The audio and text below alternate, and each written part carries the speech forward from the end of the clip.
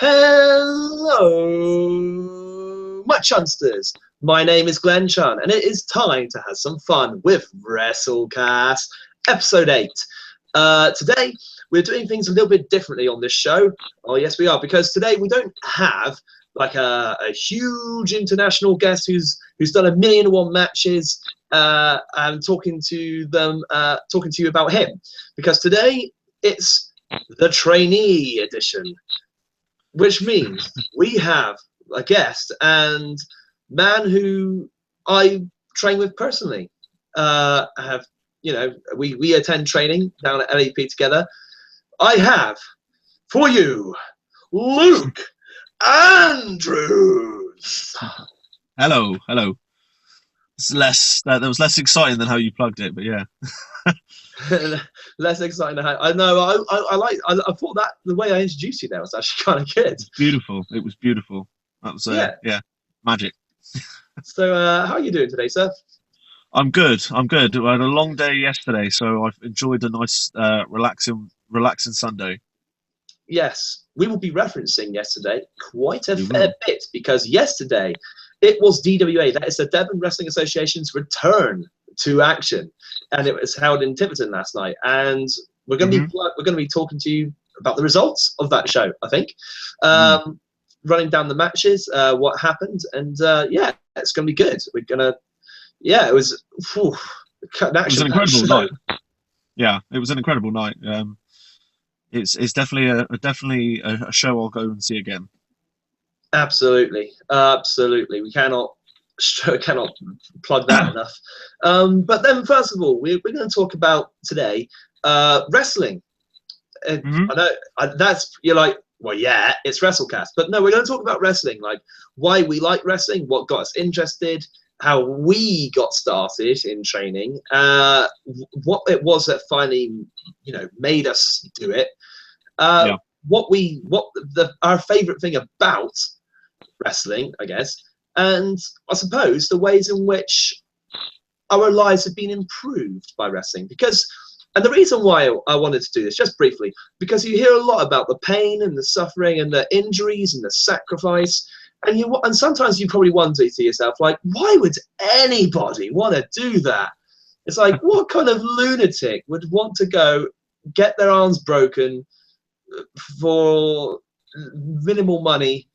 It's like, why would you do that? So hopefully today we can shed like a side of the business that hopefully will inspire you to follow suit and join in, which means you can expect plenty of plugs on local schools. So yeah, that's all going to happen. But first, you will have to forgive me if I start squeaking. I have basically wrecked my voice from doing 2 wrestling shows, from attending 2 wrestling shows this week. But first of all, I wanted to ask, who are we? Like, what was it that got us interested in pro wrestling? So, Luke, I'm going to let you take this one away. What was it that got you first interested in wrestling? Well, just growing up watching it as a kid. My mum and dad watched WWE back in the day, when they were growing up, and it was a thing that was around during my childhood, during the Attitude Era of WWEF at the time, WCW and stuff. So it was always on. I sort of kind of maybe was just sort of forced into watching it, and it was just something I fell in love with. Some of the I don't know, just some of the characters and some of the things you saw, and wrestling for me was incredibly exciting as a child. So it was always something I really wanted to pursue. I liked the idea of standing in a wrestling ring with 20,000 people cheering your name. Do you know what I mean? Because you put on such a good show that was always a dream to be that person. Yeah, like for me, I've always told people about the story of Kane coming out and interrupting the Road Dogg, big scary dude turning in the mask. I've told that story before, but actually, I was thinking about it the other day. It's like, actually, I think it goes back further than that for me, because what it was, got a video. It was WCW, Superstars Edition 1, and it was a video DVD about Sting and Goldberg up until the point where did it culminate? yeah, Goldberg still hadn't been defeated at that point. So that's the sort of time frame we're talking about. And I had that on VHS tape, and I used to watch it over and over and over again. And I think that was like the start of my actual love of it. That's why I think to begin with I was more of a WCW fan than a WWE fan. Like, admittedly, and then of course we found out about WWF on Channel 4. It was Heat at the time, and then I started watching that, and I was like, yeah, hooked. But yeah, the funny thing was, it was that video. Like, it was, because the really funny thing was when the NWO first came into WWF, still WWF at the time. Yeah, they had the WrestleMania 18 Hogan versus Rock. And I was like, oh God, now things are going to get real. You wait, WAF, the big boys are coming. This is a big deal, because I knew about Hollywood Hogan. I was like, oh dear, here we go, Rock. Now you're about to get kicked. I think I mean, I love WrestleMania 18 was one of those moments you just never forget. And it was like one of those standing in the ring moments that I was saying before about, the crowd. The Rock and Hogan stand face to face for 5 minutes, if not longer, and do nothing apart from look at the crowd, and the crowd just love it so much because it's Hogan and the Rock, and that image will stay with me, I think, forever, because it was so iconic. It's just like some of the other, Undertaker throwing Mankind off the Hell in a Cell. That was an iconic thing that wrestling fans will never forget. I mean, I to be honest, I think I was exposed more to WWE back then than I was WCW. So I think I was probably always a bit biased. I was always a bit more WWE than the other. But as I got older, I went back and started to appreciate the wrestling in different companies, and ECW and WCW. I mean, they competed just as well, I think. Well, yeah. I mean, not to get too off topic, but I think you're probably brought up on the better product, if I'm honest. Like when I look back on it, I only had access to the VHS tapes. Yeah. Oh, hello. We might have Marcus joining us. I didn't actually know. He didn't. He said he was going to get back to me about whether or not he could. I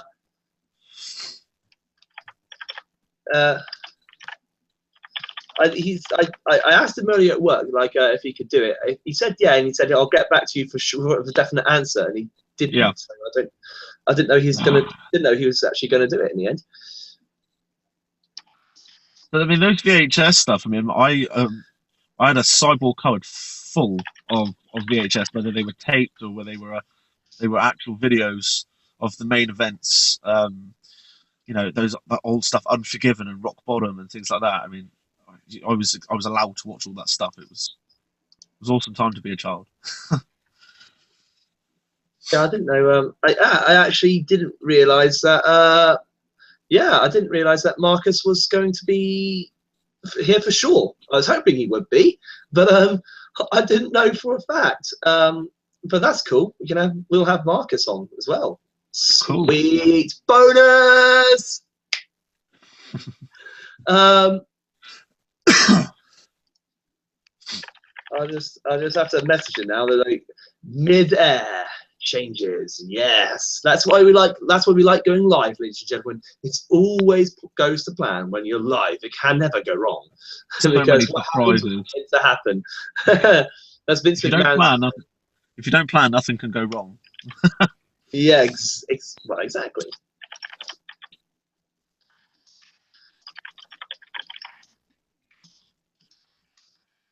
Yeah, just send that one out. And yeah.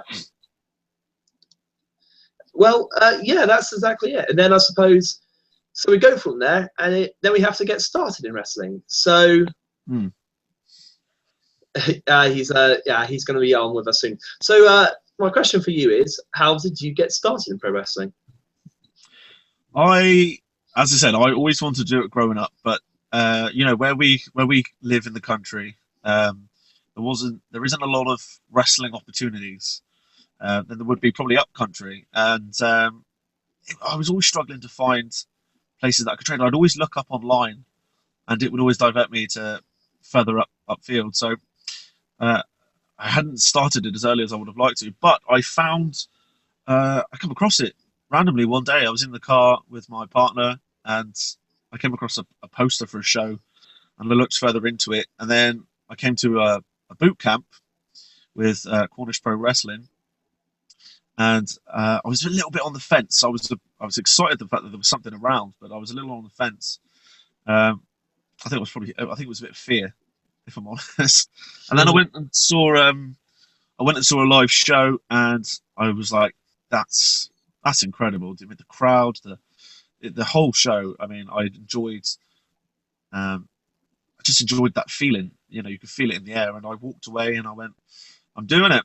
And I walked out the door, and I paid for my boot camp, and I waited patiently until I think it was like a month or so later, and I turned up, and Cornish Pro Wrestling, opened up their arms. Yeah, like for me it was I had the very same problem for you. I was looking at wrestling schools. I was hoping to like start like a good 4 years ago. I was hoping that would be the case.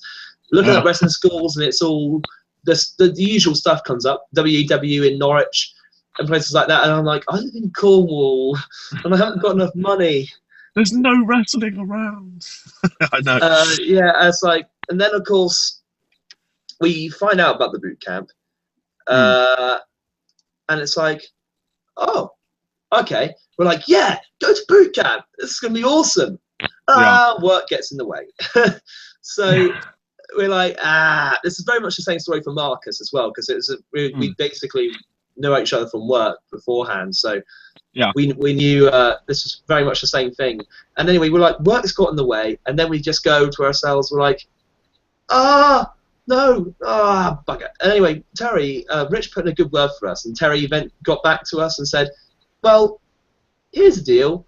How about you come backstage and then just join the next one? So you can see what we're all about. You know, we're like, thank you. And that's basically it. Found out about AP through CPW.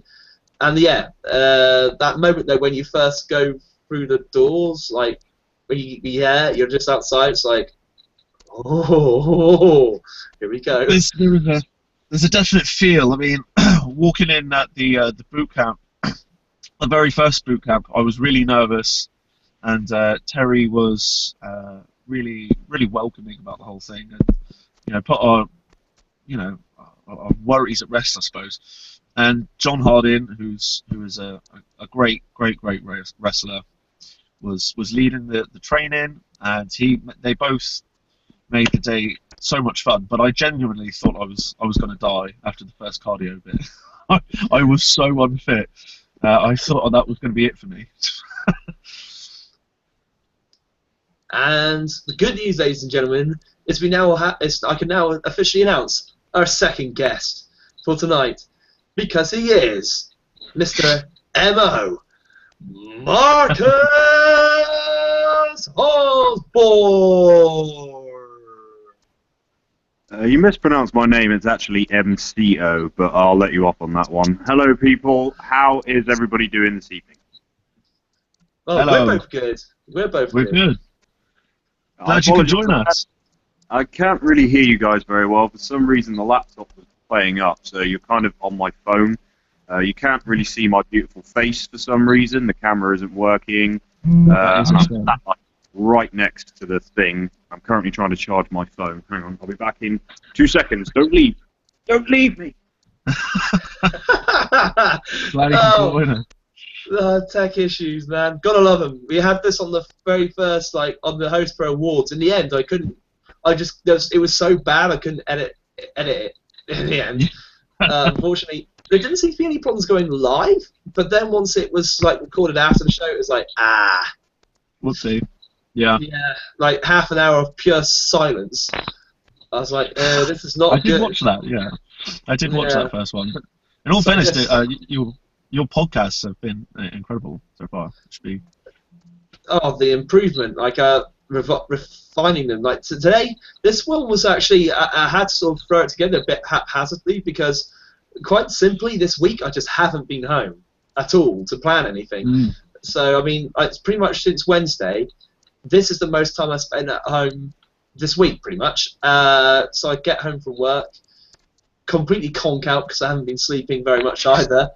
And that's Mother's Day, and this is like the first day I've been actually home for weeks, which is another part of pro wrestling. I think Jason talked about this. It's like time sacrifice. It's like time is not your friend in the wrestling business.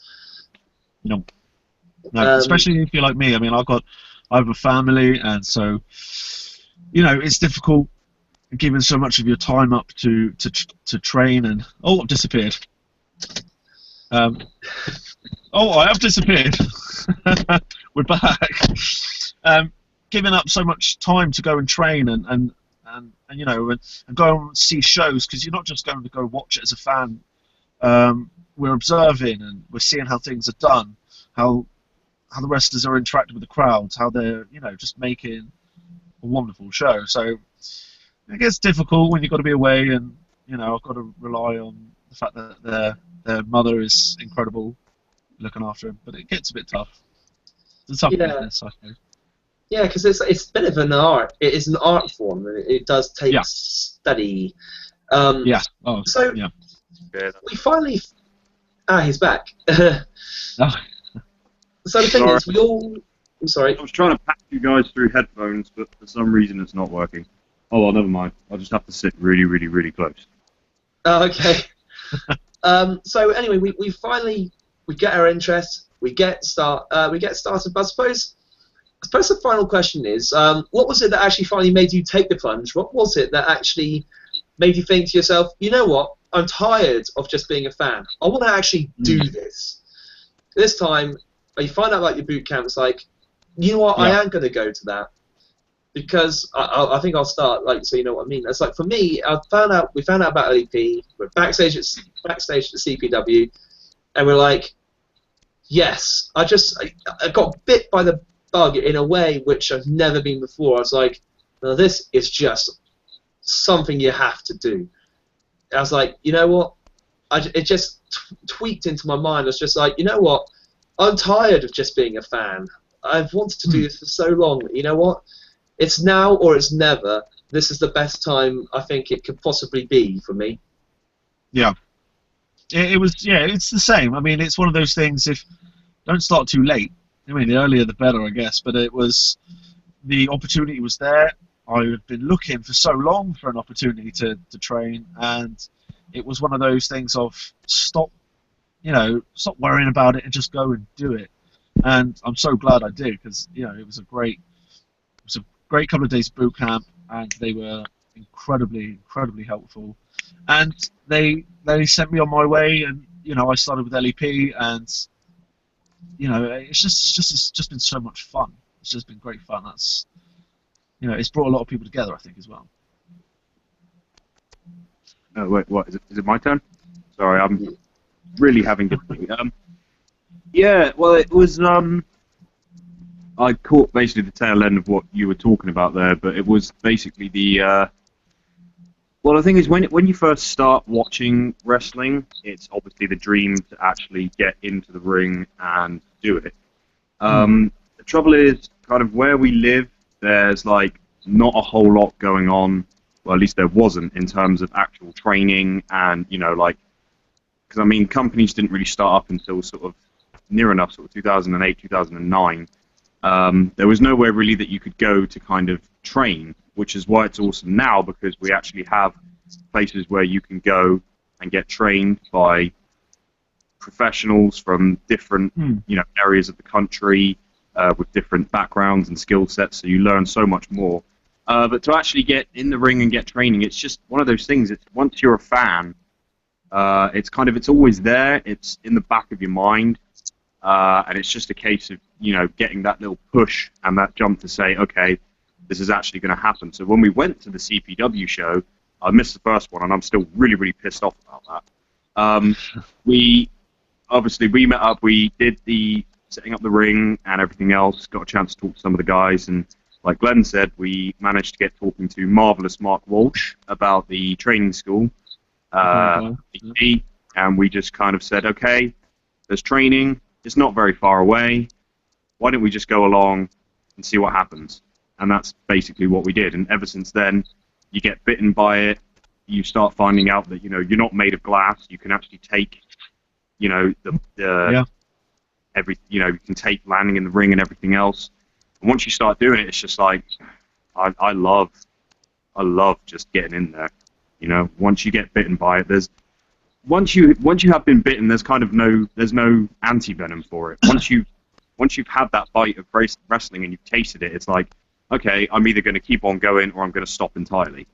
And it's just one of those things where you just keep going and you make friendships, you get to meet cool people, you get to do so much stuff that you never thought you would do from sitting on your sofa just watching it on TV. You get to meet so many people, you get to learn so much, you get to... Oh, Glenn disappeared. Okay, it's just me. Excellent. Pressure! I love it.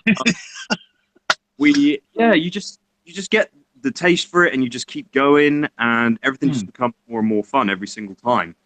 Yeah. It's kind of annoying that we didn't have any training schools a lot later because I worked out as well, I think, unless I'm wrong, I could be wrong, I'm not entirely sure, but in terms of trainees at the academy, I'm actually the oldest trainee there, I think.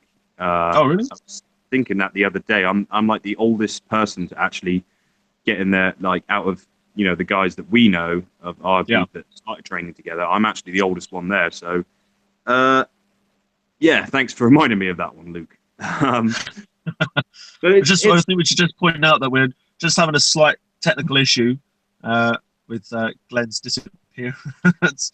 But I'm quite sure where he's gone. I don't know if I can I get him back in here somehow? Hang on. Oh, you probably can. Yeah. So we apologise to whoever's listening, but you can bet he's kicking himself right now. But I mean, kind of like what you were saying about bitten by the bug. I mean, anyone that wrestles or anyone else, it's kind of like an addiction, isn't it? It kind of sounds corny, but it is like an addiction. You go there and you do it, and you can't wait until the next training session because you want to get back in the ring and you want to keep learning. And it's not one of those things you can get bored of. And I think if it is, then you shouldn't be doing it. I mean, you kind of know, like, when you get in there, like on your first ever kind of training session, you end up surprising yourself because you're like, okay, I'm going to go in, I'm going to be tired, I'm going to be sweaty, blah, blah, blah. But you walk away from it and you're just like, damn, I can actually do this. And you get the bite for it and you're just like, wow, I just want to keep going back. I mean, I'm saying that now. I mean, there's probably guys watching this now going, oh, but he hasn't been back for quite a while. And I know I haven't actually been back training for quite a while. That's mainly because I decided that in terms of fitness and strength and everything, that seemed to be the one thing that was like holding me back slightly. So I've taken some time out and I've been to the gym. Hey, he's back. There he is. I have to apologise for what just happened. My computer just turned itself off. Oh. Now you're on the phone thing as well. You're on. Yeah. Basically, I'm on the phone until I can get myself back online on the PC. Sorry about that. Today has not been our friend, has it? No. We were just basically just carrying on the point what we were saying about training and stuff. Just to finish up what I was saying is like, I mean, I haven't actually been back in about coming up towards a month and a half. But yeah, I am going to be returning next week. I will be returning to the LEP Academy. Yeah. Yes, like it, son. Yeah, that is I've awesome. kind of been. It's good, like it was the thing. It's strange. It's like the gym is good. I mean, the gym really, really does help. I mean, you feel yourself losing weight and you get stronger, and your fitness levels come up. But it's not quite the same as actually getting in the ring. There's no substitute for getting ring fitness, and so that's why I'm kind of looking forward to coming back. I'm kind of really excited about it. Yeah, it is like I said, it's an addiction. You sort of get a taste of it. Yeah. Yeah, like for me, I was about to ask like what's been the best part of here we go. It's finally popped up. I should be able to rejoin. Rejoin. It says I'm in this video call. That's because I'm on my phone. Yeah. Okay. Oh well, sweet. Whatever. This has been brilliant. Yeah, I was about to ask, like, what's been the best part of it? Because for me, I've been trying to think, like, what's it I've been loving about wrestling? And for me, it's a combination, I think, of two things.